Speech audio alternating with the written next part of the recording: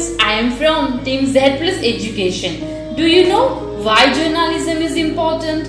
Well, India is a large nation which is the birth of many cultures, ideas, and histories.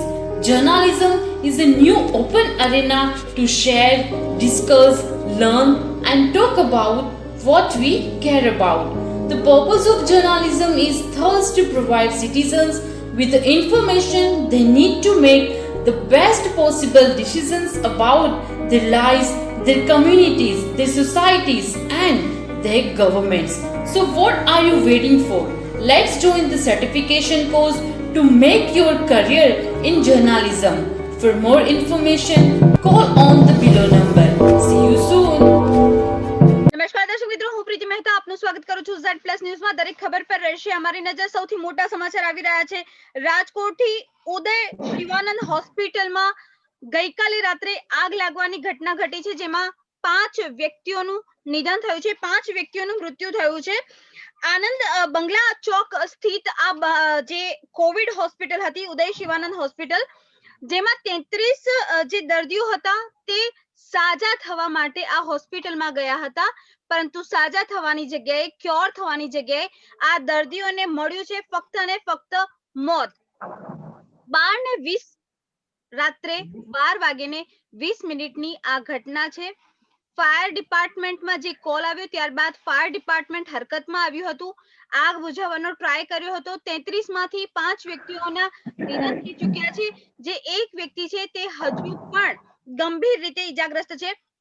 August બાદ આ 5મી hospital છે કે જેમાં આગ લાગવાની ઘટના ઘટી છે. આ પહેલા 6 ઓગસ્ટના રોજ અમદાવાદની શ્રેય હોસ્પિટલમાં આગ લાગી હતી, જેમાં 8 દર્દીઓના મોત થયા હતા. ત્યારબાદ સુરતની ટ્રાઇસ્ટરા હોસ્પિટલમાં આગ લાગી હતી.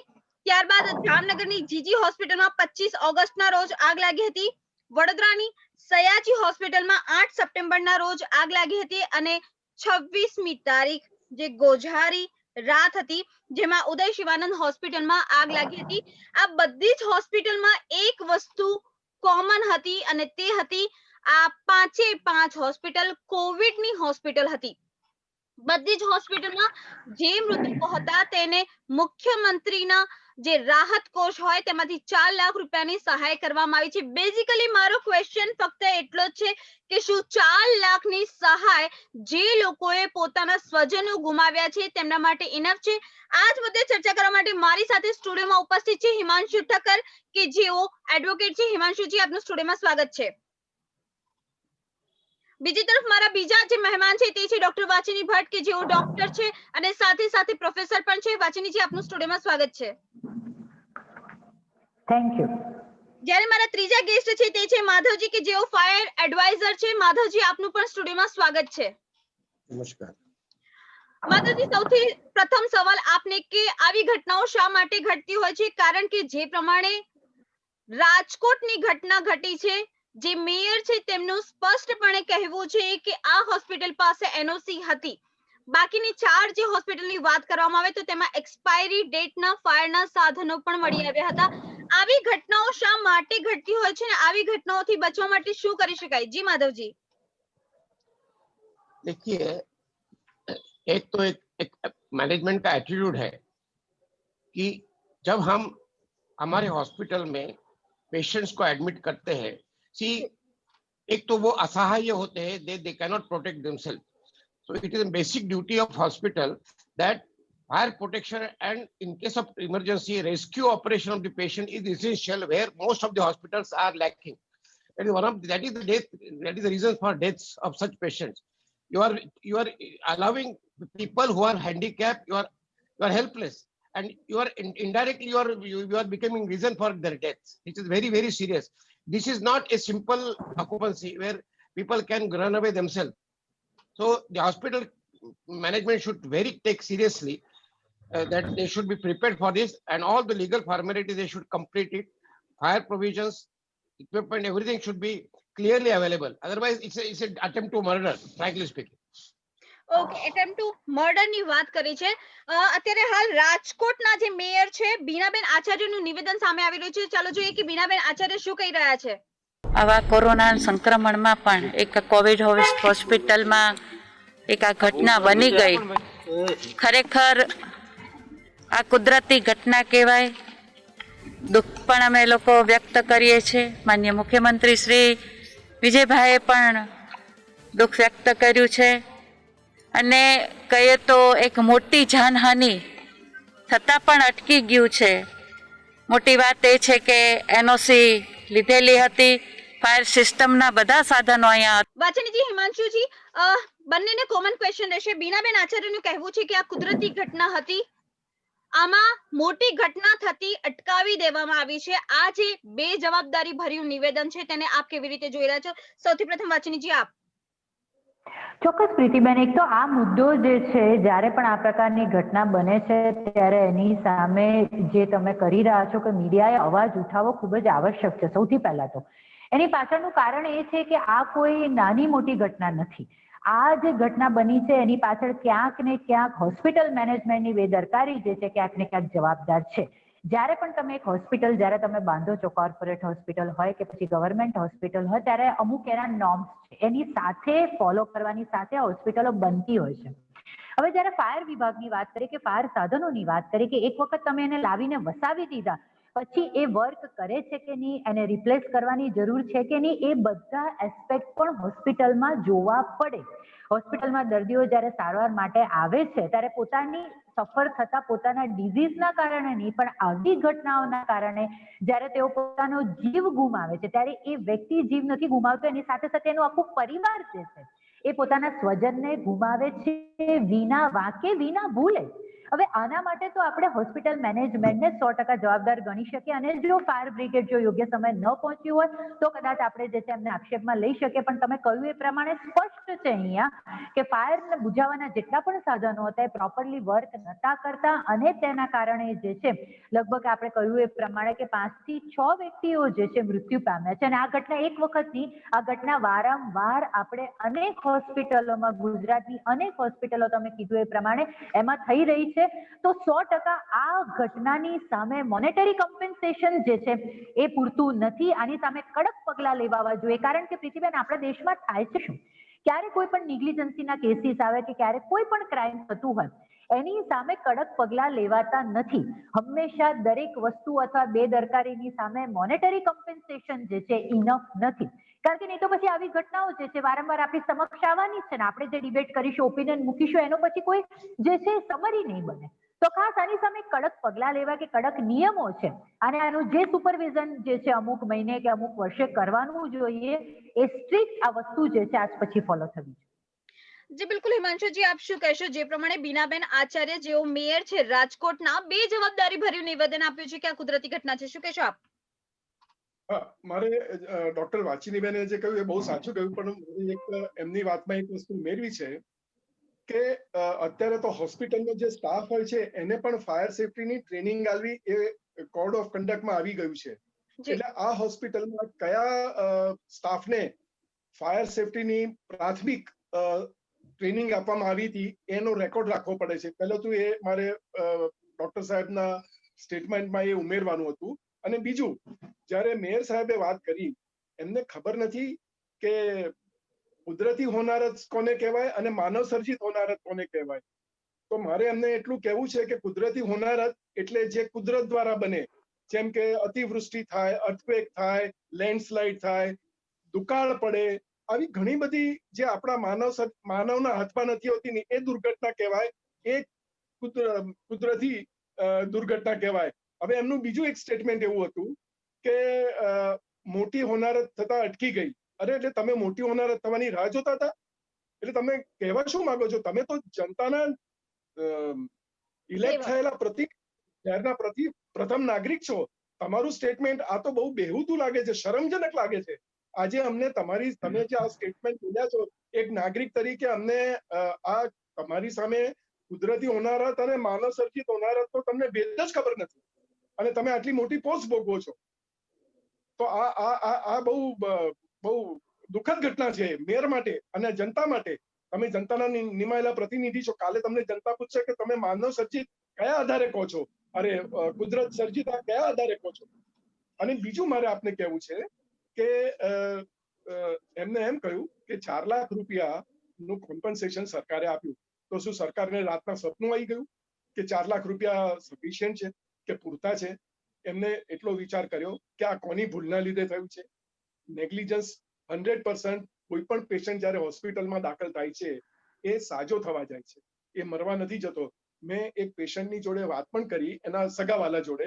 એમને એમ પણ કહ્યું કે મારો દીકરો તો ગઈકાલે રાતના મને 8 વાગે સારી રીતે તંદુરસ્ત અવસ્થામાં વાત કરતો હતો અને એને કશું જ તકલીફ નથી. હવે એ આઈસીયુમાં હતો. તો આ બી એક બહુ વિરોધાભાસી સ્ટેટમેન્ટ છે કે ડોક્ટર જ્યારે કહ્યું કે ભાઈ એને આઈસીયુમાં દાખલ કર્યો ને ટ્રીટમેન્ટ ચાલતી હતી, સ્વસ્થ હતો, સારું હતું.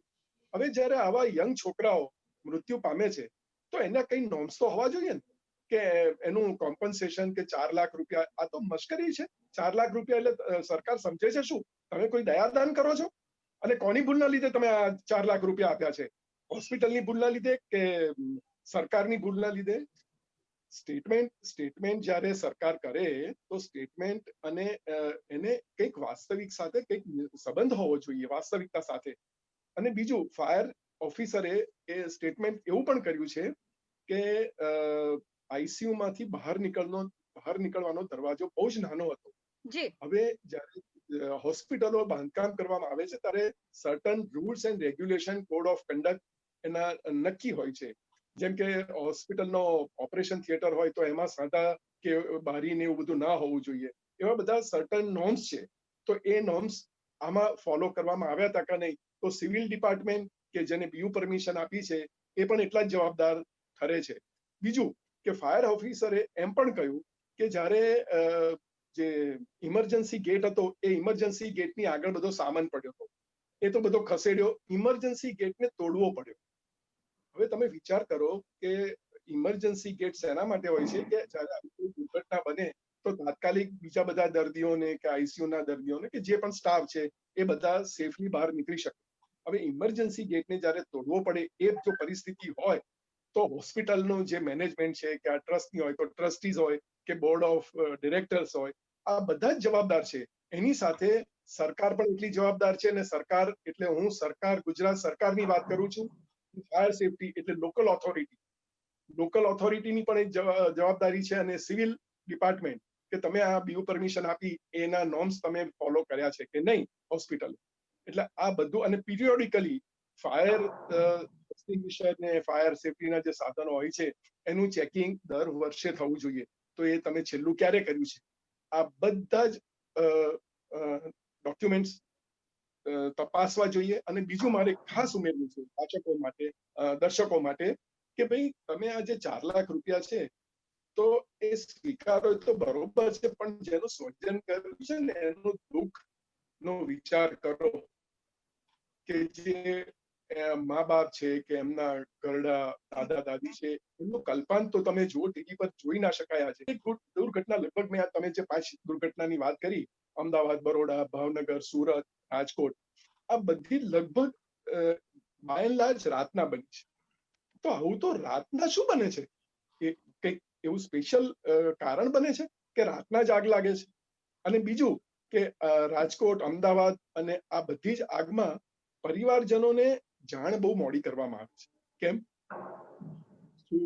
ઓફિસનો સ્ટાફ, જવાબદાર ડોક્ટરો, નર્સિસ, તો એ લોકોની જવાબદારી નથી બનતી કે એમના પરિવારજનોને તાત્કાલિક ઇન્ફોર્મ કરવામાં આવે?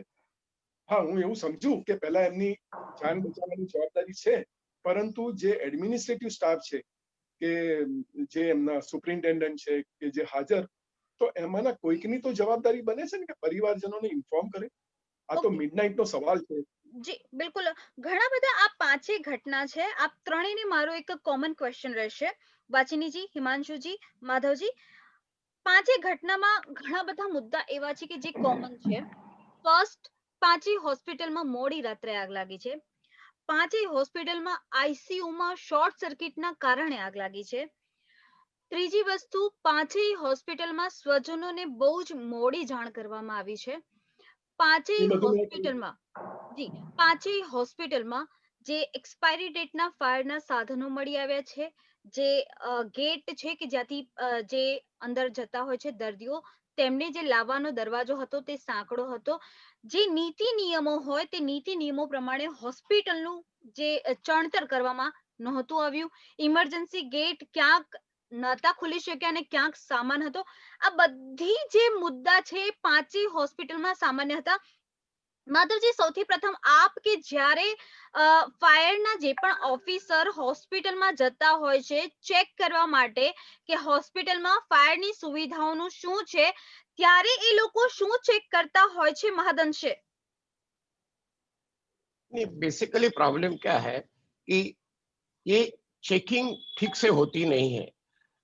फायर ऑफिसर्स को इतना टाइम भी नहीं है और उनके पास इतनी मैन पावर ही नहीं है कि they can reach to all hospital regularly. That is the one of the realistic conditions और which is bad. They are totally not supported with sufficient staff. They don't have time and interest part others.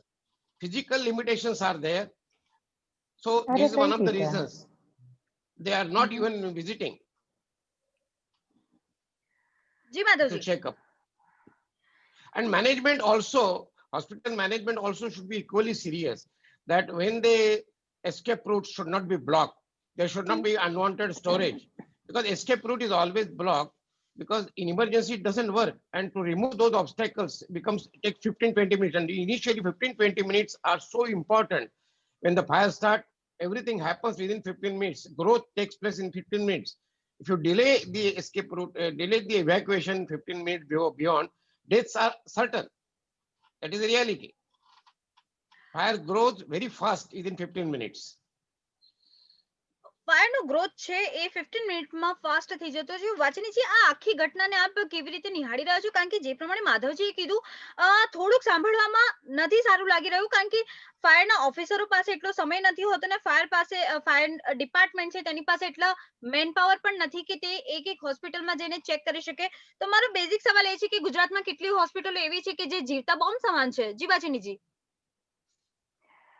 Actually Pritiben, હું સરે જે કીધું એ થોડુંક મને અજુગતું લાગ્યું કે how is it possible કે મેન પાવર નથી અને માટે જ જે છે જે વાર્ષિક જે છે ચેકિંગ થવું જોઈએ ફાયર સેફટીના સાધનોનું એ નથી થઈ રહ્યું. This is the I think આ પોઈન્ટ જે છે આ તો એવું કહી શકાય કે this is the duty to go for the regular checkup.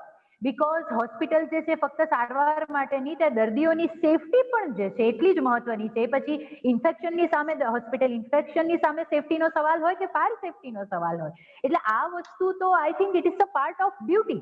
જે રીતે ફાયર સેફટીના જે છે ચેકિંગ થવા જોઈએ. હા સર, હા સર. જી માધવજી. See, ऐसा है, I fully agree it is a part of duty. But all over India,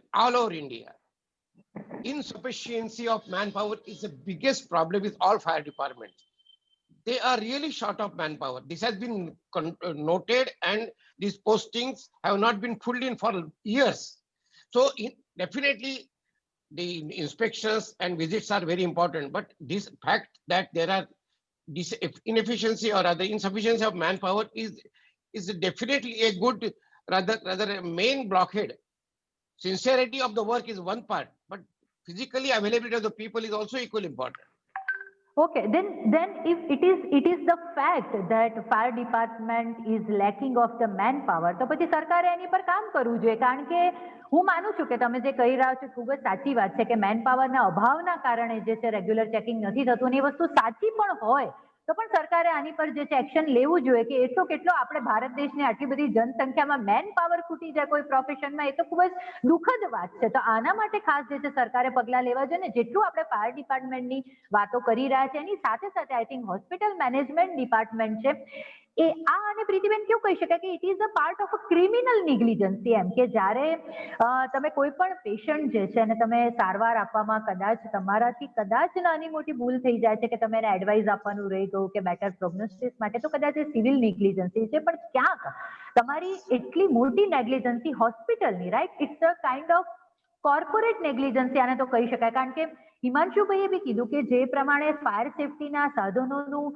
જે છે પૂરતું ચેકિંગ નહોતું થતું, એની સાથે તમારો સ્ટાફ જે છે રાઈટ. આની સામે તમારી પાસે કેટલો ટ્રેન સ્ટાફ છે કે આવી કોઈ પણ જ્યારે હોનારત થાય તો એ સ્ટાફ કેટલો આને કોપઅપ કરી શકે છે અને એના માટે તમે તમારા સ્ટાફને પૂરતી ટ્રેનિંગ આપી છે કે નહીં. તો આ બધી જ વસ્તુ જે છે, જ્યાં અનસ્કિલ તમે સ્ટાફ રાખો છો, જેમને પ્રોપર ટ્રેનિંગ નથી અપાઈ, તમે એવા ફાયર સેફટીના સાધનો રાખો છો કે જેનું કેટલાય વર્ષોથી કદાચ જે છે ચેકિંગ થયું જ નથી કે પ્રોપરલી વર્ક કરે છે કે નહીં. તો આ તો બધું આઈ થિંક એક લીગલ વસ્તુ છે. This is a medico legal aspect અને આને જે છે ક્રિમિનલ નેગ્લિજન્સી અથવા તો કોર્પોરેટ નેગ્લિજન્સીની અંદર આને ઇન્ક્લુડ કરવી પડે. અને આ બધી જ હોનારત થયા પછી આપણે એની સામે ફક્ત મોનેટરી કમ્પેન્સેશનની વાત કરીએ તો આઈ થિંક તો સાવ નબળી વસ્તુ આપણે આપી રહ્યા છે જે ઘટના થઈ છે એની સામે. તો એનું તો અહીંયા મૂલ્યાંકન કરવાનો કોઈ સવાલ જ નથી. और एक मेरे को इम्पोर्टेंट बात बतानी है માધવજી, સહાયની સાથે સાથે એક નાટક પણ થતું હોય છે કે જેમાં 3 જ દિવસમાં રિપોર્ટ સબમિટ કરવાનો રહેશે. શ્રેય હોસ્પિટલની વાત કરું, કહેવામાં આવ્યું હતું કે 3 દિવસમાં રિપોર્ટ સબમિટ કરવાનો રહેશે કે ક્યાં નેગ્લિજન્સી થઈ છે. હજી સુધી ટિલ ડેટ શું રિપોર્ટ આવ્યો છે હજી સુધી બહાર નથી આવ્યું. જી માધવજી, શું કહેતા હતા આપ? જી માધવજી. एक बेसिकली आप देखते होंगे कहीं भी फायर होती है तो 8-8 6-6 टेंडर आके घुस जाते हैं because that is a need. Why? Because there is a very big shortage of water. Just to get the water, the tenders have to rush. If the water sufficiency is available within the hospital, then all those so many tenders are not required. Tenders are only fighting for getting water. They become watermen, then they become fighter. This is one of the biggest problems, not to have water to firefighting. So just they are rushing to get more tenders to help with water. Manpower is there, but water shortage is the biggest problem, and everywhere because of lack of water, fire gets exaggerated and more killings, more deaths take place. Water shortage is the biggest problem everywhere. અરે that means તો એવું થયું કે water શોર્ટેજના કારણે અને મેનપાવરના શોર્ટેજના કારણે વ્યક્તિ એનો જીવ ગુમાવી શકે છે. આ તો પ્રીતિબેન તો પછી ઘણા બધા આપણે જે છે ફિલ્ડમાં આપણે કામ કરવું પડશે સરકાર, અને આના માટે કદાચ આપણે સરકારને જ ભલામણ કરી શકીએ કે હોસ્પિટલ પાસે પૂરતું વોટર સફિશિયન્ટ નથી, ફાયર ડિપાર્ટમેન્ટ પાસે પૂરતો મેન પાવર નથી. એટલે આ તો હવે કદાચ એવું થાય કે આગળ જતા લોકો હોસ્પિટલમાં કદાચ એડમિટ થતા જ છે, ગભરાય કે મારે ડિઝીઝની સારવાર થાય ના થાય, પણ કદાચ આવી હોનારતના કારણે કદાચ જીવ ગુમાવી શકું. રાઈટ. તો આ સેફટી માટે તો આઈ થિંક આ બધા જ પરિબળો અહીંયા નબળા પડી રહ્યા છે. માધવજી, ઘણી બધી એવા મુદ્દાઓ સામે આવી રહ્યા છે કે જે મુદ્દાઓ આજ સુધી પબ્લિકને ખ્યાલ જ નહોતો. હિમાંશુજી, આપની પાસે આવવા માંગીશ. અત્યારે હાલ જે પ્રમાણે માધવજી કહી રહ્યા છે તે પ્રમાણે કે અત્યારે હાલ જે ફાયર ડિપાર્ટમેન્ટ છે તેની પાસે પૂરતા સાધનો નથી, પ્લસ તેની સાથે પૂરતા માણસો નથી, ને અત્યારે હાલ વોટર જે છે હોસ્પિટલ પાસે તે પણ પૂરતું ન હોવાના કારણે આવી ઘટનાઓ વધારે જોર પકડતી હોય છે. હિમાંશુજી, શું કહેશો આપ એ મુદ્દે? ઘણા બધા મુદ્દાઓ છે. જે માધવજીએ વાત કરી, હુ ઇઝ ફાયર કન્સલ્ટન્ટ, અને ડોક્ટર વાચિનીબેન જેઓ બહુ સિનિયર પ્રોફેસર છે, ડોક્ટર છે અને સ્ટુડન્ટ્સને ભણાવે છે. સાહેબ, આ હોસ્પિટલો બાંધવાની એનો અર્થ એ થયો કે કોઈની નેગ્લિજન્સના લીધે આ હોસ્પિટલો નિર્દોષ માણસને તમે બાંધવા માટે બંધાવો છો.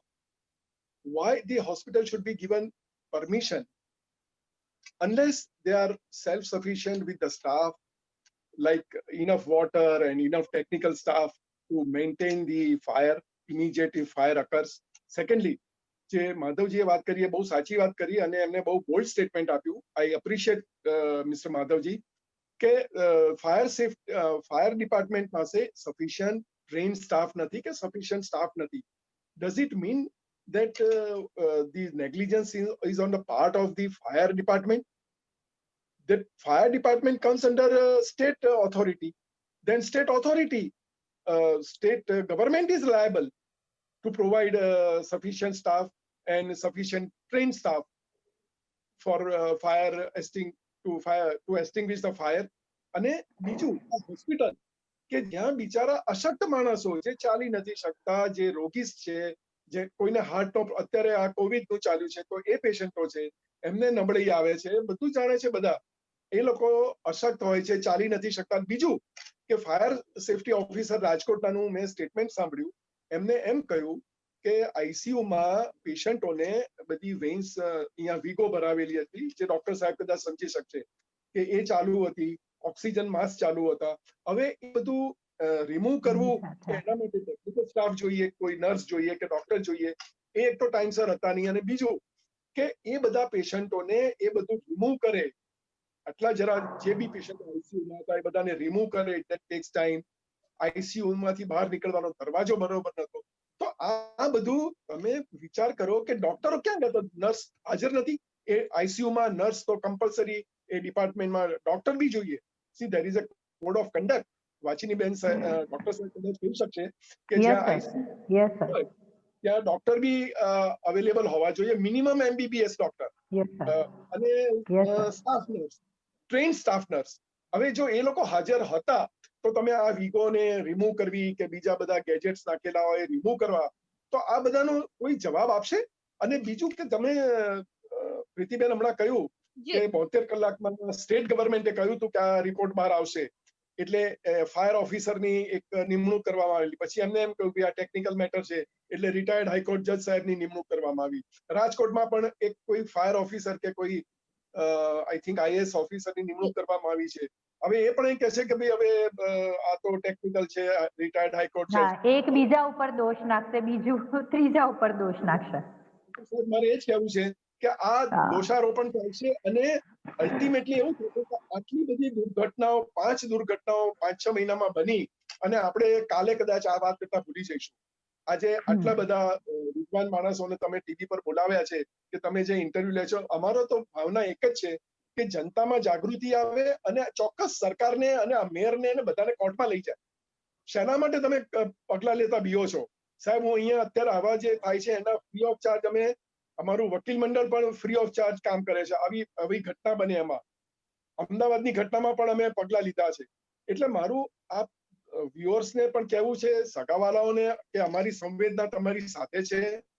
અમે ત્રણેય સ્પીકર જે છીએ એની સંવેદના કદાચ તમારી સાથે જ છે. જરાય ચિંતા ના કરતા. અમારું દુઃખ પણ અમે સમજી શકીએ છીએ. આજે નહીં તો 15 મહિને પણ જ્યારે તમને એમ લાગે કે અમારે સરકાર સામે પગલા લેવા છે, તો તમે ચોક્કસ સંપર્ક કરી શકો છો. અને ગમે તે તમે તમારા શહેરના એડવોકેટ સાહેબોને કે ગમે તેનો તમે સંપર્ક કરી અને તાત્કાલિક તમે આ અંગેનું ઘટતું કરો. મારી 2 હાથ જોડીને નમ્ર વિનંતી છે કે આ બધા ડિપાર્ટમેન્ટ, સરકારી ડિપાર્ટમેન્ટ છે, તો કેમ સફિશિયન્ટ સ્ટાફની નિમણૂક કરવામાં નથી આવતી? કેમ ડોક્ટરો હાજર નથી હોતા? અને મારો તો અનુભવ એવો છે, કારણ કે હું હોસ્પિટલની મેનેજમેન્ટ સાથે પણ સંકળાયેલો છું અને હોસ્પિટલના લીગલ વર્ક સાથે પણ હું બહુ ક્લોઝલી છેલ્લા 25 વર્ષથી સંકળાયેલો છું. હું જાણું છું કે હોસ્પિટલના જે જવાબદાર ડોક્ટરો છે એ રાત પડે એટલે સૂઈ જાય છે અથવા તો હાજર નથી હોતા, પોતાના રૂમ પર જતા રહે છે. પાછી ડિમેન્ડ કદાચ ખબર હશે એમને. આ બધી જ પ્રેક્ટિકલ દરેક હોસ્પિટલ ભોગવે છે. અને જ્યારે આવી દુર્ઘટના બને ત્યારે બધા દોડીને આવી જાય છે કે ના, અમે તો એમને બધા પૂરતી સગવડ પૂરી પાડે. અરે, કોઈ સગવડ પૂરી પાડવામાં આવતી નથી.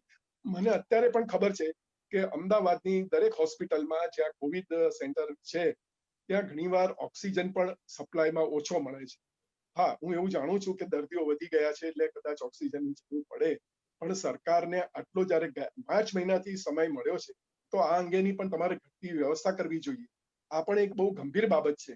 વેન્ટિલેટરો ઓછા છે એ પણ આપણે જાણીએ છીએ.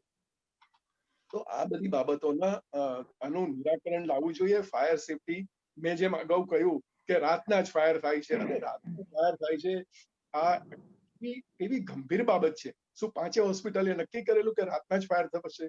કોણે નક્કી કર્યું? કેવી રીતે થયું? આના જવાબો માંગવા જોઈએ. અને આ સગાવાલા જે છે, જે મૃતકના પરિવારજનો છે, એની સાથેના જે સગાવાલા છે, કદાચ એમને પણ આમાં આગળ આવીને આ જે બનાવો બને છે એ બીજા ભવિષ્યમાં ન બને એની જવાબદારી પણ આપણા બધાની છે. એની જવાબદારી આપણા બધાની છે. માધવજી, વાચીનીજી, હિમાંશુજી, આ ત્રણેયને કોમન ક્વેશ્ચન ફરી એકવાર આવી રહ્યો છે. જે પ્રમાણે હોસ્પિટલમાં જ્યારે કોઈ પણ વ્યક્તિ જતી હોય છે તો તે એ ઈચ્છા સાથે જતી હોય છે કે તેને જે રોગ થયો છે તેમાંથી તેને મુક્તિ મળશે. પરંતુ જ્યારે આવી કોઈ ઘટના ઘટે છે, કારણ કે અત્યારે હાલ કોરોનાની મહામારીની સાથે સાથે જે કોવિડના પેશન્ટ છે તેના દિલમાં એક ડર એ પણ વ્યાપી ગયો છે કે જે 6 ઘટનાઓ ઘટી છે, 7મી ઘટના તે જે હોસ્પિટલમાં જઈ રહ્યો છે ત્યાં તો નહીં થાય ને. તો હવે જ્યારે પણ જે પણ ડોક્ટર છે તે પોતાની જવાબદારીમાંથી છટકબારી તો શોધી રહ્યો છે, પરંતુ જ્યારે પણ દર્દી જશે તો દર્દીએ પોતાની બીમારીની સાથે સાથે એ પણ ચેક કરવાનું રહેશે કે અહીંયા આઈસીયુ માં શોર્ટ સર્કિટ થશે તો જવા માટેનો રસ્તો છે કે નહીં, એક્ઝિટ ડોર છે કે નહીં, આ બધી વસ્તુ પેશન્ટે ચેક કરવાની રહેશે. માધવજી, સૌથી प्रथम आप. नहीं, बेसिकली अभी जो कोविड के लिए हॉस्पिटल सिलेक्ट किए गए वो सभी जगह पे 100% कंप्लायंसेस नहीं थे, क्योंकि इतनी बड़ी नीड हो गई थी करके बहुत सारे हॉस्पिटल में पूरी तरह व्यवस्था होने के बावजूद भी because of the emergency condition those hospital services was required to be taken because of the emergency condition, though they were not fully complying with the situation. That is the emergency inevitability. But when the peace time में actually ये सब करना चाहिए कि जितने भी सारे emergencies है उनकी सारी compliance होनी चाहिए. अभी तो they are forced to use this hospital wherever even there is no compliances. That is the practical reality. Practical રિયાલિટીની વાત થાય છે. વાછણીજી, આપ શું કહેશો આ મુદ્દે? કારણ કે ગુજરાતમાં કેટલીય હોસ્પિટલો એવી છે કે જે લોકો પાસે ફાયરના પૂરતા સાધનો નથી અને જે છે તે એક્સપાયરી ડેટના છે. 32 થી 33 હોસ્પિટલો એવી છે કે જેની પાસે એનઓસી પણ નથી. તો આ બધી જે હોસ્પિટલો છે એ જીવતા બોમ્બ સમાન છે. પેશન્ટ જ્યારે ત્યાં જાય છે ત્યાં તેને ખબર નથી હોતી કે તેની સાથે આવી કોઈ ઘટના પણ ઘટી શકે છે. અને હોસ્પિટલ તંત્ર એમાં એક વસ્તુ એ છે કે તે લોકો હંમેશા મૌન રહે છે. ઘટના પહેલા પણ મૌન કે તેમની પાસે આટલા સાધનો નથી અને ઘટના ઘટ્યા બાદ પણ મૌન કે શા માટે ઘટના ઘટી. જી વાછીનીજી. પ્રીતિબેન, આમાં કેવું છે કે બધી હોસ્પિટલો જે છે આ બેઝિક નોર્મ્સ ફોલો કરવામાં ફેલ થાય છે એવું નથી, પણ જે હોસ્પિટલો તમે કીધું કે લગભગ તમે આંકડો કીધો એ પ્રમાણે કે એ લોકો પાસે જે છે બેઝિક નોર્મ્સ જે હોવા જોઈએ, બેઝિક ફેસિલિટી જે હોવી જોઈએ સેફટી રિગાર્ડિંગ એ નથી. તો આવી હોસ્પિટલોને પરમિશન આપતા પહેલા આવી હોસ્પિટલોને પરમિશન જ ના આપવી જોઈએ કે જ્યારે સેફટી રિગાર્ડિંગ તમારી પાસે બેઝિક નોર્મ્સ જે છે નથી. બીજી વસ્તુ કે કોવિડના કારણે કેસીસ વધ્યા છે, આઈ એગ્રી. અને હોસ્પિટલોમાં જે છે અત્યારે કોવિડના કારણે બધા જ બેડ ફૂલ છે અને એકદમથી જ ઇમરજન્સી આવી ગઈ છે આટલા મહિનાથી. બધી વસ્તુ સાથે હું સહેમત છું, પણ છતાં પણ હોસ્પિટલમાં જ દર્દીને જ્યારે સારવાર અપાઈ રહી છે તો જ્યારે તમે હોસ્પિટલ બાંધો છો ત્યારે જ એના બેઝિક નોર્મ્સમાં આવે છે કે ફાયર સેફટી જે છે હોસ્પિટલમાં હોવી જોઈએ. કોવિડના પેશન્ટની સંખ્યા વધી છે એટલે તમારે બેડ વધારવા પડે છે, પણ એની સાથે સાથે ફાયર સેફટીને તો કોઈ કનેક્શન જ નથી. કારણ કે તમે હોસ્પિટલમાં બેડ વધારી રહ્યા છો, ત્યાં તમે સારવાર વધારે આપી રહ્યા છો, પણ આ તો બેઝિક નોર્મ્સ છે. તો ધેટ મીન્સ કે જ્યારે તમે કોઈ પણ હોસ્પિટલને પરમિશન આપો છો ત્યારે એના બેઝિક નોર્મ્સ ફોલો થાય છે કે નહીં, અને એ પછી ફ્રીક્વન્ટલી જે છે એનું ઇન્સ્પેક્શન થવું જોઈએ કે એ થાય છે કે નહીં, સવાલ ત્યાં આવીને ઉભો રહે છે.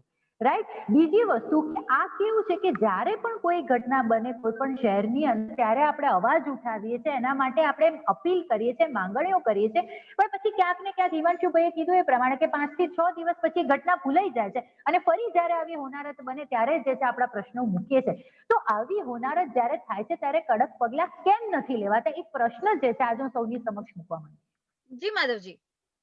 इसमें ऐसा है, देखिए हमारे जितने भी हॉस्पिटल्स है उसमें से बहुत थोड़े हॉस्पिटल या हॉस्पिटल समझ के कंस्ट्रक्ट किए जाते हैं, लेकिन बहुत सारे building they were not design for hospital but they are occupied as hospital.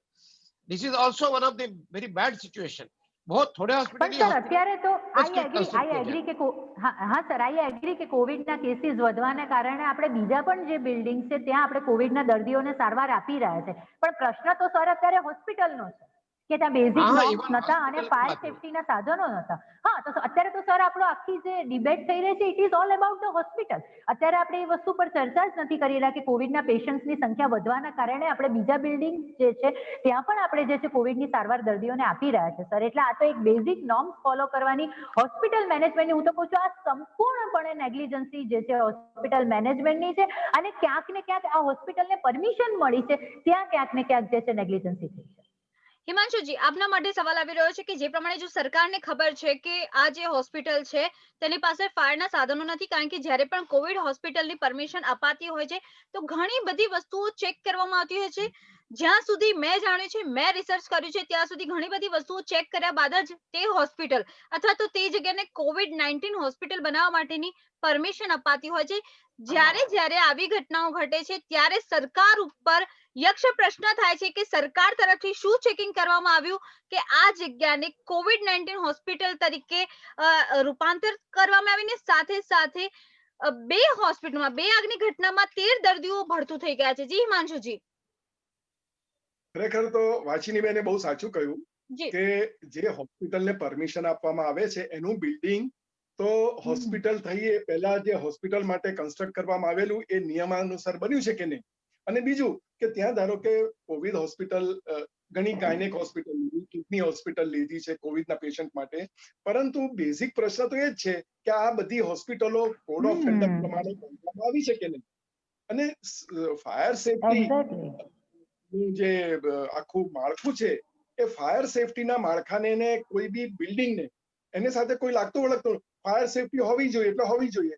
Sufficient પાણી હોવું જોઈએ, ફાયર એક્સટિંગ્વિશ કરો તો એ પાણી હોવું જોઈએ, વોટર સફિશિયન્ટ સ્ટોરેજની ફેસિલિટી હોવી જોઈએ. એટલે આ જે બેઝિક નેસેસિટી છે જે કમ્પલસરી છે હોસ્પિટલ માટે એ તો થવી જ જોઈએ. અને જે એક્સ્ટ્રા જે બીજા બિલ્ડિંગો પણ બીજા બિલ્ડિંગોમાં એ હોસ્પિટલ જ લીધેલી છે. ધારો કે હું તમને એક વાત કરું કે સુશ્રુષા હોસ્પિટલ અમદાવાદમાં છે નવરંગપુરામાં, તો એ હોસ્પિટલને કોવિડ હોસ્પિટલ તરીકે લીધી. બેઝિકલી એ પેલા ગાયનેક હોસ્પિટલ હતી, પરંતુ ત્યાં ઘણા બધા જે પ્રમાણેના બેડ હતા, પરંતુ ત્યાં ફાયર સેફટીની પહેલા પરમિશન હતી. ફાયર સેફટીનું એવરી યર એનું ઇન્સ્પેક્શન થાય છે. સફિશિયન્ટ દરવાજાઓ, બહાર જવા અને ઇમરજન્સી ગેટ આ બધું ત્યાં હતું. પછી એમને પરમિશન આપી. એટલે જ્યારે કોવિડ હોસ્પિટલ ઓક્યુપાય કરે છે ત્યારે આ બધા બેઝિક નોર્મ્સ તો જોઈને જ કરે છે. એવું નથી કે જોયા વગર પરમિશન આપી દે છે કોવિડ હોસ્પિટલને. એટલે બેઝિકલી શું છે કે જેમ સાહેબે કહ્યું, ફાયર કન્સલ્ટન્ટ કહ્યું માધવજીએ કે ભાઈ સ્ટાફ સફિશિયન્ટ નથી. અરે આ તો કઈ આ સાહેબ એ તો જેના ઘરનું પરિવારજનનું મૃત્યુ થાય ને એનું કેવું પેઇન છે ખબર છે. ફાયર સેફટીના લીધે તો શું આ બધી હોસ્પિટલોમાં જવું એટલે મરવા માટે જ દર્દી જાય છે કે સાજો થવા માટે જાય છે? તો અત્યારે તો આ આપણી ડિબેટ જો કોઈ સાંભળશે અને જનતા જોશે તો શું જનતામાં આનો આક્રોશ નહીં ઉભો થાય કે ભાઈ સફિશિયન્ટ ફાયર ડિપાર્ટમેન્ટ પાસે માણસો નથી, તપાસ નથી કરી શકતા કે પેલી ગાઈડલાઈન પ્રમાણે ફાયર સેફટીના સાધનોની પેલી લિમિટેશન પૂરું થઈ ગયું છે, ફાયર એક્સટિંગ્વિશર ચેક કર્યા છે કે નહીં. તો આ બધું ચેક કરવાની જવાબદારી સરકારની નીચે આવે છે, લોકલ ઓથોરિટી નીચે આવે છે. અને એ લોકલ ઓથોરિટીએ જો આ સફિશિયન્ટ પૂરું ના પાડ્યું હોય તો it is my fundamental right that government should provide me medical facility. It is fundamental right given under the Constitution of India. અને આ કોન્સ્ટિટ્યુશન ઓફ ઇન્ડિયા નીચે મને સારવાર આપવાની જવાબદારી સરકારની છે. અને જો સરકાર આમાં નિષ્ફળ જાય તો સરકારની નિષ્ફળતા માટે સરકારને પણ કોર્ટમાં જઈ એની સામે પગલાં ભરવા એ મારી જનતાને અપીલ છે. જી બિલકુલ, જે પ્રમાણે હિમાંશુજી, વાછીનીજી અને માધવજી જે પ્રમાણે જણાવી રહ્યા છે, અત્યારે હાલ સૌથી મોટો પ્રશ્ન આવીને એ ઉભો રહે છે કે સરકારને જો ખબર છે કે આપણી જોડે હોસ્પિટલની અછત છે, સરકારને જો ખબર છે કે હોસ્પિટલો પૂરતી નથી, બેડ પૂરતા નથી, દર્દીઓની સંખ્યા દિન પ્રતિદિન વધી. પ્રીતિબેન, મારે રોકવા છે. તમે જેમ કહો છો કે સરકાર એમ કહે છે કે પૂરતી હોસ્પિટલો નથી. અત્યારના દરેક ટીવીના સ્ટેટમેન્ટમાં સરકારના સ્ટેટમેન્ટ એવા જ છે કે હોસ્પિટલોની પૂરતી સંખ્યા છે, હોસ્પિટલોમાં બેડ ખાલી છે, કોઈ ગભરાવાનું કારણ નથી. એવા સ્ટેટમેન્ટ તો કદાચ વાચીની બેને પણ સાંભળ્યા હશે અને તમે બી સાંભળ્યા હશે કે સરકાર પાસે પૂરતી વ્યવસ્થા છે. જી બિલકુલ, જે પ્રીતિબેન આમાં કોવિડના વધતા જતા કેસીસની સામે આ કેસને કોઈ લેવા દેવા જ નથી. આ પ્રશ્ન ત્યાં આવીને ઉભો રહે છે કે એક બેઝિક વસ્તુ જ્યારે હોસ્પિટલ બંધાય ત્યારે જે બેઝિક નોર્મ્સ ફોલો થવા જોઈએ એમાં ક્યાંક ખામી છે, અથવા તો જે અયોગ્ય હોસ્પિટલો જે છે એમને પરમિશન આપવામાં આવી છે, હોસ્પિટલો પાસે અનટ્રેન્ડ સ્ટાફ છે એ પણ એક નબળું પાસું છે. અને ક્યાંક ને ક્યાંક આવી હોસ્પિટલોમાં જે રેગ્યુલર ઇન્સ્પેક્શન થવું જોઈએ, બેઝિક સેફટી જે છે એના સાધનોનું, એ ક્યાંક નથી થઈ રહ્યું. એટલે બાકી હોસ્પિટલો અપૂરતી છે કે પૂરતી છે કે કોવિડ માટેના બેડ વધારે છે કે ઓછા છે, એ વસ્તુને બેઝિક ફાયર સેફટીના સાધનોની સાથે કશું જ લાગતું વળગતું નથી. વાચનીજી જે પ્રમાણે આપે કહ્યું તે પ્રમાણે અને હિમાંશુજીએ બહુ જ એક સટીક વાત કરી હતી કે જેની ઉપર વીતે ને એ જ વ્યક્તિ જાણે. હવે જે લોકોને 4 લાખ રૂપિયાની સહાય કરવામાં આવી છે તેમની સાથે મારી જે પ્રમાણે વાત થઈ છે તેમનું કહેવું છે કે બેન 4 લાખ કે 400 લાખ હવે અમારે શું કરવાનું કે જ્યારે અમારા ઘરનો વ્યક્તિ જ હાજર નથી, જેની જોડે અમે રાત્રે વાત કરી છે, જેણે કહ્યું કે હું બહુ જલ્દી પાછો આવીશ, જ્યારે એનો ડેડ બોડી અમારા હાથમાં આવે છે ત્યારે કાળજું કંપી ઉઠે છે. ને આ જ્યારે વાત હું કરી રહી છું ને ત્યારે મારા રૂંવાટા ઉભા થઈ રહ્યા છે, કારણ કે આવી ઘટના જો કોઈના ઘરમાં ઘટે તો શું થાય. કારણ કે સી તમે કોઈ પણ વ્યક્તિ હોસ્પિટલમાં ગયો હોય તો લાઈક તમને એ જ આશા હોય કે આજે નહીં તો કાલે એ સાજો થઈને જરૂરથી પાછો આવશે, પરંતુ જ્યારે આવા સમાચાર સામે આવે છે કે કોઈની ભૂલના કારણે કોઈના ઘરનો દીપક બુઝાઈ ગયો છે, ત્યારે સવાલ એ આવીને ઉભો રહ્યો છે કે દોષિત કોણ? માધવજી, વાચનીજી, હિમાંશુજી, આપ ત્રણેયને મારો આ કોમન ક્વેશ્ચન છે, કારણ કે લોકો પણ અત્યારે હાલ પૂછી રહ્યા છે કે હોસ્પિટલ જવાબદાર છે, સરકાર જવાબદાર છે, તંત્ર જવાબદાર છે, ડોક્ટર જવાબદાર છે કે ફાયર ડિપાર્ટમેન્ટના ઓફિસરો કે જેમની જોડે પૂરતો સ્ટાફ નથી, વોટર સપ્લાય નથી? જવાબદાર આખરે છે કોણ કે જેના કારણે આટલા બધા પેશન્ટો કે જે સાજા થવા જતા હતા તેમણે પોતાનો જીવ ગુમાવ્યો છે? માધવજી, સૌથી પ્રથમ આપ. And basically, it is a combined effect. The deficiency of the total combination is creating problem. So at every area, people should try to at least amend their own department, amend their own situation. Hospital की तरफ से हो सकता है, वो hospital वालों ने करना चाहिए, ऑर्गेनाइजर्स ने वो अपना करना चाहिए और फायर ब्रिगेड ने अपनी करना चाहिए, because it cannot be done one sidedly. Every department is lacking, so they should take care of their own insufficiency. So हर एक को अपने को इम्प्रूव करना है और try to contribute to better way. જી વાચનીજી. પ્રીતિબેન, આપણે આજના પેનલ ડિસ્કશનમાં જેટલા પણ પોઈન્ટ્સ આજે મૂક્યા છે કે આટલા આટલા પરિબળો જે છે આવી ઘટનાઓ માટે જવાબદાર હોઈ શકે. હવે દરેક ઘટના માટે બની શકે કે ક્યાંક ફાયર ડિપાર્ટમેન્ટ તરફથી લેકિંગ હોય, ક્યાંક જે છે હોસ્પિટલ મેનેજમેન્ટ તરફથી લેકિંગ હોય, ક્યાંક એની પરમિશન જે છે એ અયોગ્ય હોસ્પિટલોને અપાય છે, ક્યાંક એક લેકિંગ પોઈન્ટ પણ હોઈ શકે. એટલે આ જ ઘટના બની છે એમાં એક્ઝેક્ટ શું કારણ છે એ તો એને ઇન્વેસ્ટિગેશન પછી જ ખબર પડે. આપણે જે પણ વસ્તુઓ મૂકી છે પોસિબલ પરિબળો છે કે આટલા પરિબળોમાં ક્યાંક ને ક્યાંક ખામી હોય તો આવા પ્રકારની ઘટનાઓ થઈ શકે. હવે આ પેનલ ડિસ્કશન કરવાનો ઉદ્દેશ એ છે કે આવી ઘટનાઓ જે છે ફરી ન બને, તો એના માટે જે છે દરેક પરિબળો કે જ્યાં લેકિંગ છે એ બધાએ સજાગ થવું જરૂરી છે. કારણ કે એક સમય એવો પણ આવે કે ક્યાંક આવી રીતની ઘટનાઓ જે છે વારંવાર બને તો જે છે વ્યક્તિઓની અંદર જે છે ભય ઘૂસી જાય કે હું કદાચ જઈશ પણ ત્યાં મારી સેફટી જે છે એની મારી પાસે કેટલી સંભાવના છે. તો આના માટે આવી જ્યાં હોનારતો થઈ રહી છે કે જ્યાં વ્યક્તિઓને જીવ ગુમાવવો પડ્યો છે, એને ખૂબ જ નાની અથવા મામૂલી અથવા બેઝિક ઘટનાઓમાં ન જ લઈ શકાય. આપણા દેશમાં કેવું છે, જ્યારે કોઈ પણ સેક્સ્યુઅલ ઓફેન્સના કેસીસ થાય ત્યારે પણ જે છે આપણે ખૂબ અવાજ ઉઠાવીએ છીએ અને પછી ક્યારેક એવું થાય છે કે આપણો અવાજ જે છે દિવસ જતા જે છે એ અવાજ જે છે ક્યાંક ને ક્યાંક આપણો બંધ થઈ જાય છે અને ઘટનાઓ રિપીટેડલી જે છે આપણા કન્ટ્રીમાં જોવા મળે છે. ત્યારે પણ મેં કહ્યું છે કે જ્યાં સુધી કડક પગલાં નહીં લેવાય, જ્યાં સુધી જે દોષી છે અથવા તો જ્યાં લેકિંગ પોઈન્ટ છે એની સામે યોગ્ય પગલાં નહીં લેવાય, ત્યાં સુધી આવી ઘટનાઓને રોકવી મુશ્કેલ છે. માટે જ્યારે પણ આવી ઘટનાઓ થાય ત્યારે એનું પૂરતું ઇન્વેસ્ટિગેશન કરવામાં આવે કે આ હોસ્પિટલમાં ઘટના બની તો એના પાછળ કયું ડિપાર્ટમેન્ટ જે છે જવાબદાર છે. ફાયર ડિપાર્ટમેન્ટ જવાબદાર છે, હોસ્પિટલ મેનેજમેન્ટ પોતે જવાબદાર છે અને જ્યાં લેકિંગ પોઈન્ટ હોય ત્યાં એની સામે કડક દંડ ફટકારવામાં. આવું કેમ નથી થતું?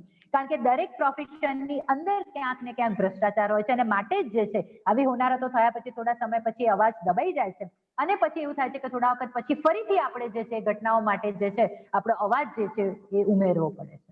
જી માંશુજી, જવાબદાર કોણ? ખરેખર તો એવું છે કે જવાબદારીમાં તો તમે જે બધા બોલ્યા નામો, જેમાં ફાયર ડિપાર્ટમેન્ટ, સરકાર, ગુજરાત સરકાર, ત્યાંની લોકલ ઓથોરિટી અને મેયરનું સ્ટેટમેન્ટ જ્યારે આવું છે તો મેયરને પણ પાર્ટી બનાવવી જોઈએ. હું તો બહુ સ્પષ્ટપણે માનું છું કે આવી બેદરકારીના લીધે નિર્દોષ માણસ અને એ પેશન્ટોના જાન જવા ના જ જોઈએ અને આના માટે હોસ્પિટલ ઓથોરિટી પણ એટલી જ જવાબદાર છે.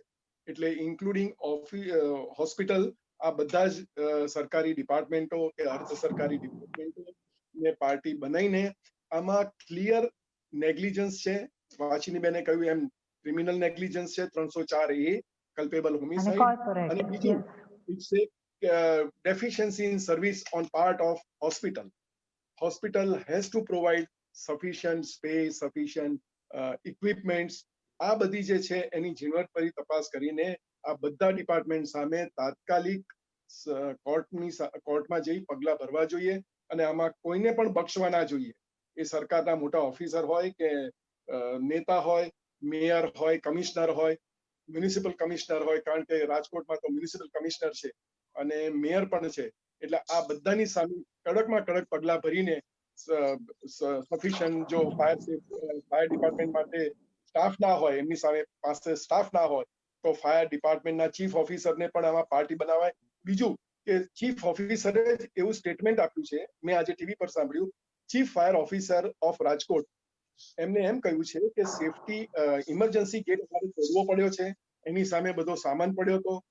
એટલે એક આ વસ્તુ, અને બીજું એમનું સ્ટેટમેન્ટ એવું હતું કે કોઈ જવાબદાર ડોક્ટર કે નર્સિસ હાજર નતા, જેથી કરીને જે બધા ગેજેટ્સ નાખ્યા હતા બોડીમાં એ રિમૂવ કરવા માટે એમને વાર લાગી. એટલે આ બધું જ જે સ્ટેટમેન્ટ છે એ એમની નેગ્લિજન્સ અને ડેફિશિયન્સી ઇન સર્વિસ સાબિત કરે છે. હવે બીજું સાબિત કરવાનું રહ્યું ક્યાં? આનાથી તો વધારે કઈ સાબિતી હોઈ શકે છે? ચીફ ફાયર ઓફિસર જ સ્ટેટમેન્ટ આપે છે. એટલે આમાં કઈ બહુ રાહ જોવાની જરૂર નથી. હા, હું ચોક્કસ માનું છું કે જે લોકોના સ્વજનો ગયા છે એના માટે અમારા બધા પેનલિસ્ટોની સંવેદના છે જ, પરંતુ આની સામે જો પગલા નહીં ભરાય તો આવો બનાવ કદાચ આ 5 શહેરોમાં બન્યો છે, બીજા 50 શહેરોમાં પણ બનશે. એટલે આ બનાવ ન બને એ જોવાની જવાબદારી આપણા સૌની છે અને આના માટે તાત્કાલિક પગલા ભરવા જોઈએ એવી મારી નમ્ર અરજ છે. અને 2 હાથ જોડીને વિનંતી છે કે તમે આની સામે જવાબદાર અધિકારી, સરકારી અધિકારી, અર્ધ સરકારી અધિકારી, હોસ્પિટલ મેનેજમેન્ટ તાત્કાલિક પગલા ભરો. જી બિલકુલ, હિમાંશુજી, વાછીનીજી, માધવજી, આપ ત્રણેય ઉપસ્થિત રહ્યા અને દર્શક મિત્રોને માહિતી આપી તે બદલ ધન્યવાદ. અત્યારે હાલ રાજકોટના ઉદય શિવાનંદ હોસ્પિટલની આપણે વાત કરતા હતા, જેમાં હિમાંશુજી, વાછીનીજી અને માધવજી મારી સાથે જોડાયા હતા, જેમણે સ્પષ્ટપણે જણાવ્યું કે જે પણ જવાબદાર અધિકારી છે તેમની સામે જો પગલાં લેવામાં આવશે તો આવનારા દિવસોમાં આવી કોઈ ઘટના નહીં ઘટે, જેના માટે જાગૃત આપે જ થવું પડશે, આપે જ અવાજ ઉઠાવવો પડશે.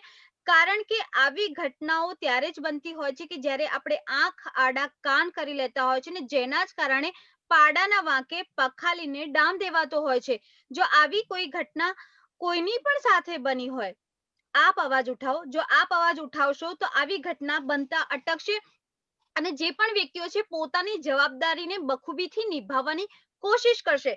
ફરીથી મળીશું આ જ સમયે આ જ ચેનલ પર. ત્યાં સુધી રજા આપશો. નમસ્કાર. Thank you so much.